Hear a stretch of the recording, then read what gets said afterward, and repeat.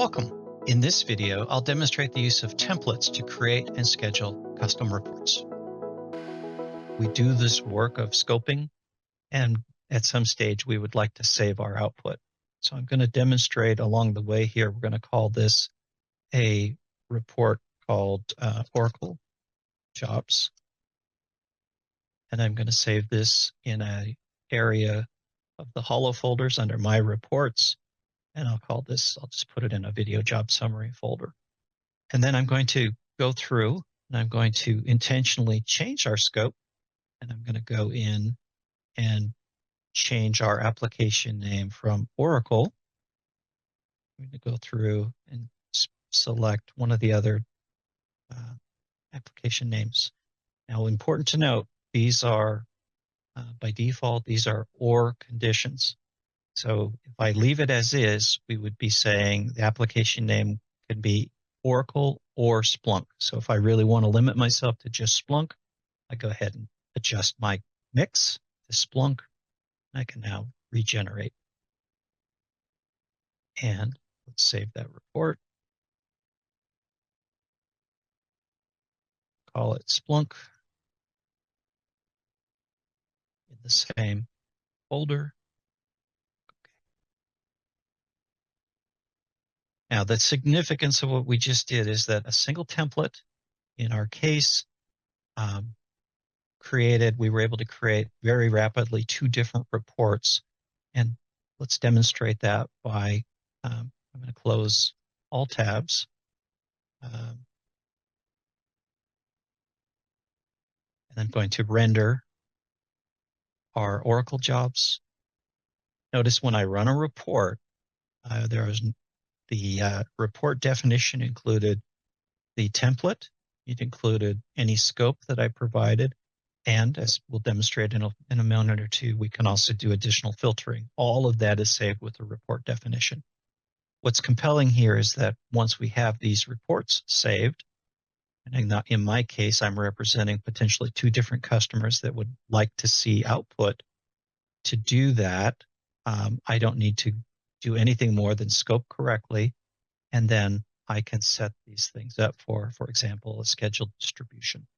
So you can pick your output that you want to provide to the customer, put in the email address or addresses, and in the case of a schedule, and this is what I did for my customer base, I would send them the form desired, put in the distribution list for the application team, schedule it. Typically, I would go ahead and just use on a defined schedule of daily. I would go ahead and pick a time, usually 3 to 5 in the morning, say 4 a.m., and I would set that up as a scheduled report. Once I had done that, that report will automatically forever and ever be delivered until we ask it to stop.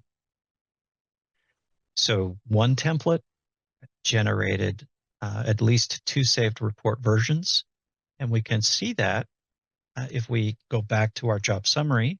I'm showing a different approach here of finding template names or report names by just starting to type a title or a keyword.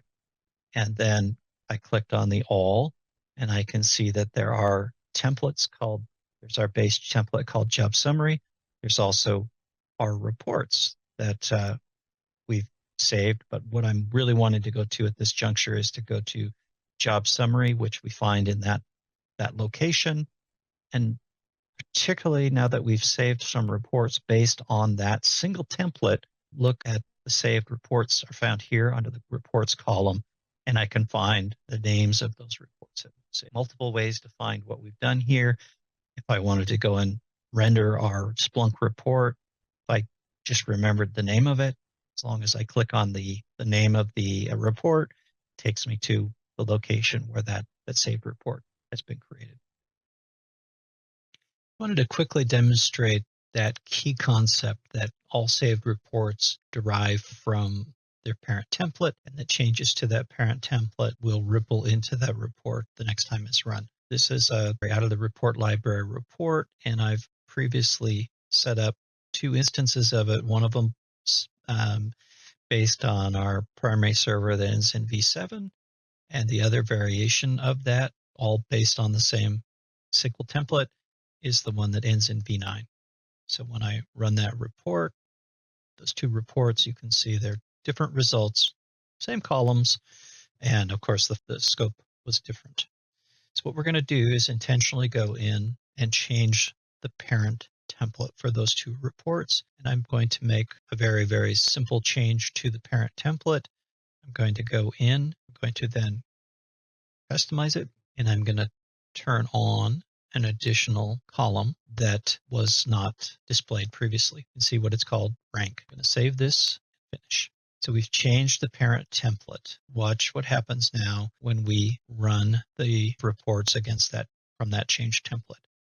Notice the addition of that column. I could have had, in this case, we had two. I could have had scores of reports based on that parent template. As long as I want that change to appear in all saved instances, I simply change the template. So that's very powerful. Whatever changes you make to the parent template will be reflected in the reports without needing to go and touch those individual reports.